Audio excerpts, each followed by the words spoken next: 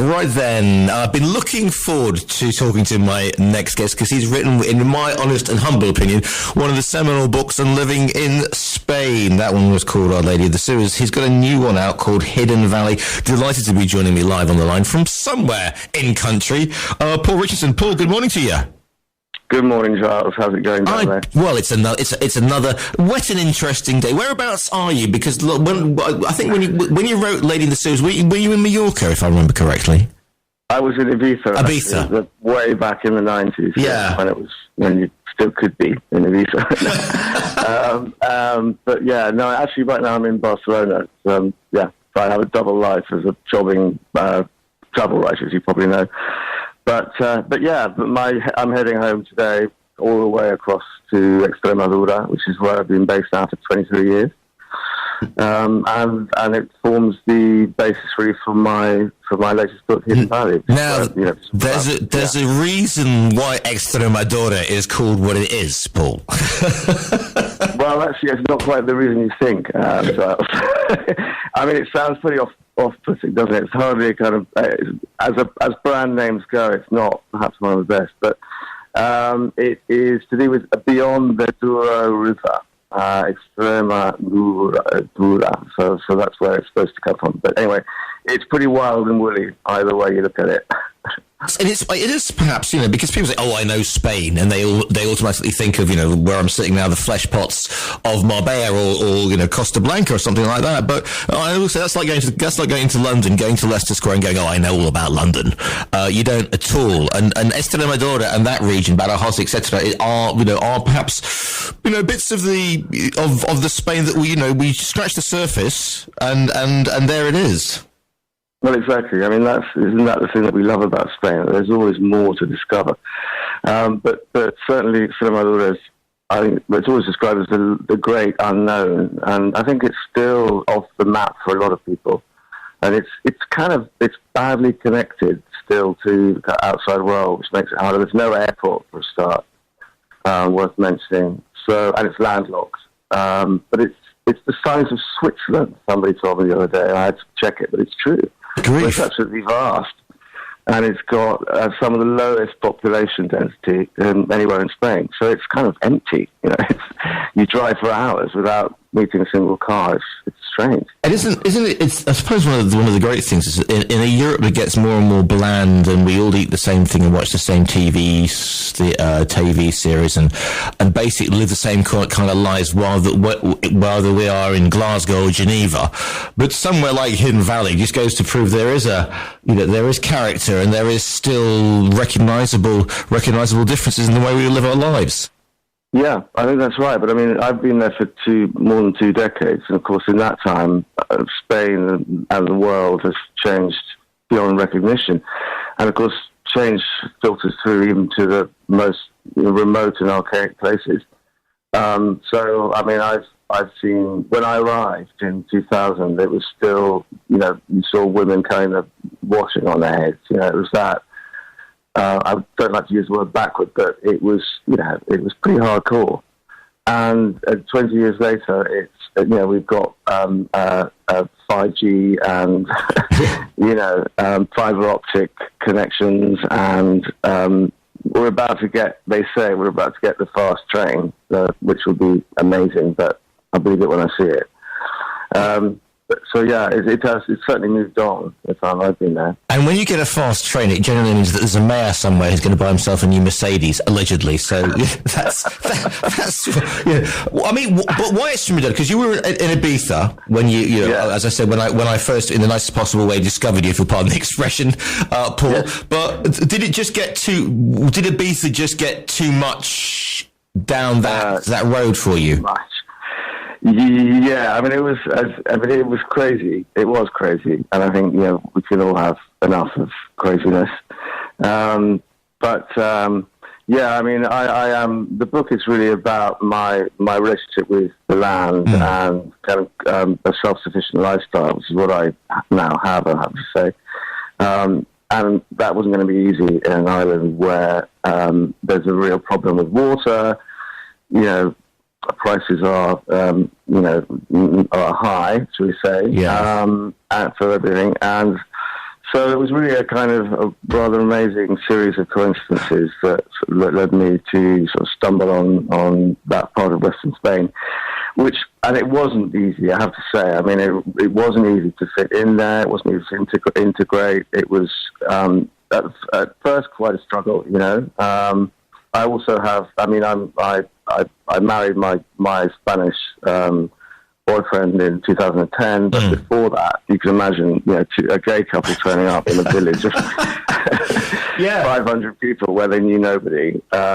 You know, there were challenges. But I'm glad to say they've been resolved. I have to laugh because when I moved up to Antequera, which is an hour in the hills behind Malaga, about 2 decades ago, and I rocked up there and I was over the age of 25 and not married. That was enough for Pueblo, because it is a different life, isn't it? It's a different lifestyle. Exactly. But I think with kind of a little bit of humility and and discretion and just, you know, good manners, it's amazing how quickly people come around to the fact that you're a person and that you have something to offer. And as long as you're ready to take, to take it in the other direction and learn from people, which is what I've done, I think you'll be all right. You know, I think the Spanish are not. They are extremely tolerant. We know that, and so they do take you at face value. I think if you allow them to, and I think that's been a lesson I've learned. Yeah, I mean, this is one of the things, because people, up there, and they're all strange, and you can hear banjos playing. But when you get up and start meeting people and talking to them, they may have gone no further than their pueblo, but there will be a Peña Real Madrid and a Peña Barcelona, even though they've never left the pueblo. And you said it. And but also, if you become something of, I became the Girilu, which was a cross, a mezcla between an Andaluz and a Giri, because they'd never met somebody who came from England who spoke like they did. Yes. And and it is welcoming, and that's perhaps, in a world where we're told, we don't want those immigrants here. That's again, it's proof in the human condition. Exactly, absolutely. It's certainly been a thing I've learned and benefited from over all these years. So self-sufficiency, because obviously Estremadura, it's campo, it's rural. Were you trying to bring sort of a 21st century take on living self-sufficiency, or were you going to adapt the stuff that you'd learned? Because you were living, if I remember correctly, in Ibiza. You were renovating, was it a mill? Or I remember you finding sort of mummified animals and stuff as you were cleaning the place out. So was it the same sort of situation there? It was sort of a continuation. I grew up in the 70s, and so I'm one of that sort of, the good life generation. And my mum was, it's hard to remember, but, there was an oil crisis. We had, there were strikes, there was a 3-day week. I remember the lights going out and sort of, for hours on end, and people, my mum in our suburban garden kept chickens and pigs, and, so that was the kind of spark that set off the flame for me. And Ibiza was a staging post. We had goats, we had vegetables. Of course, the water was a serious problem. And now, it's just a hobby that kind of ate up my life, essentially. I'm distilling my own alcohol and sort of I'm taking it quite far. Sowing grain to make flour, and all of this became apparent in the pandemic, because suddenly, when stocks were running low in the shops, I realised that I'd be fine. I didn't need to shop, because I had a freezer full of food and had my own flour and wine and you name it. Yeah. So it's turned out pretty well. What's the old joke about, you're living a something lifestyle if you get a major pandemic come along and it doesn't actually change your day-to-day existence that much? Well, that's kind of how it felt, and one had to be careful not to sound smug, but, it was sort of, we didn't wear masks, we didn't have to, we were kind of in our own patch of land, and life sort of went on pretty much as before, if not better, because obviously there was no traffic or airline trails. Yeah, and it was great. And I think out of that experience came this book, really. This is kind of my reflections on what I've learned and the people I've met and I've learned from over these 25, 30 years. And I'm not going about myself, but I live off grid, and I live in basically an 18th century converted cottage sort of thing, and pump my own water and that sort of stuff. I don't go as far as you do, but there is, and I live outside of Pueblo, a place called Istan, and there is, people think, it's all hurly-burly in the whole situation, but again, I go back to that scratch the surface thing. You become known in the Pueblo, people pop by at strange hours, and you sort of grudgingly, in my case, I become, the hombre loco del lago, the madman on the lake, the guilo. But the same, you must feel the same as well, because you get into that rhythm. Where, for example, I'm 2 kilometers outside the village, but I can always, we had during lockdown, you could hear the clapping, and then they had a trumpeter who wasn't very good, but it was something reassuring with, hearing the lone trumpeter or the municipal band, and they always give the drums to the kid who can't keep the rhythm. Yeah, we had a lady singing very poignantly through a kind of loudspeaker. I Will Survive, not the Gloria Gaynor version. Fabulous. The Spanish version. Would have been amazing. But, it's a rather similar story to what you're saying. It's just sort of plunged into silence. It's very sort of melancholic, really. So, I mean, do you fear, because you fled Ibiza because it became too commercial and the water problem, and you speak, Peter Mayle, Year in Provence, he found that suddenly he was getting people appearing at the bottom of his garden, taking pictures and of the various bits and even Chris Stewart to a certain extent, driving over lemons and Alpajaras.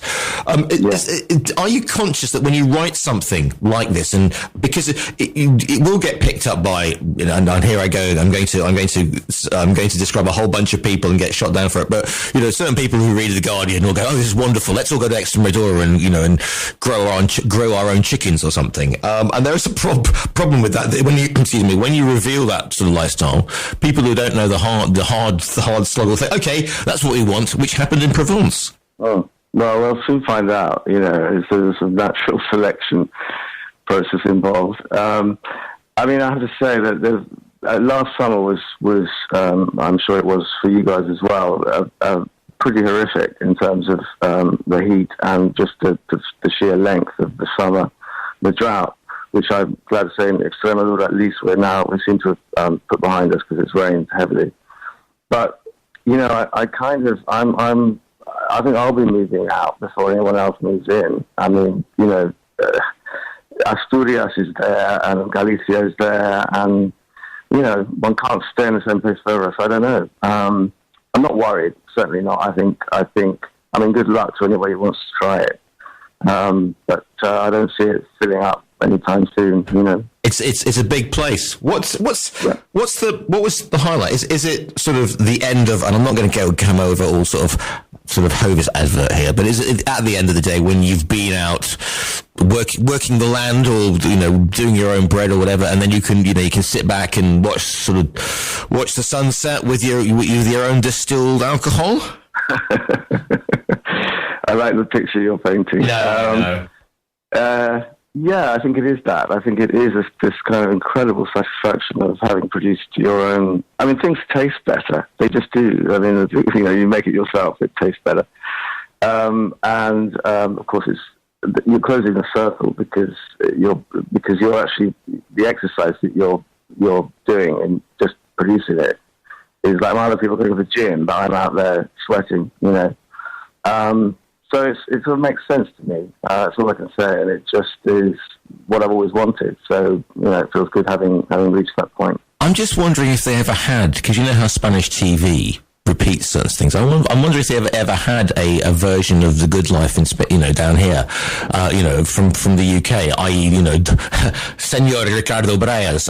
You can kind of see. Margot was really quite easy because she could come from anywhere in Madrid. She could be a real pija. But I'm just trying to think of whether that would be. Who would be there for Felicity Kendall? Yeah, Paz Vega. Damn right, Paz Vega every time.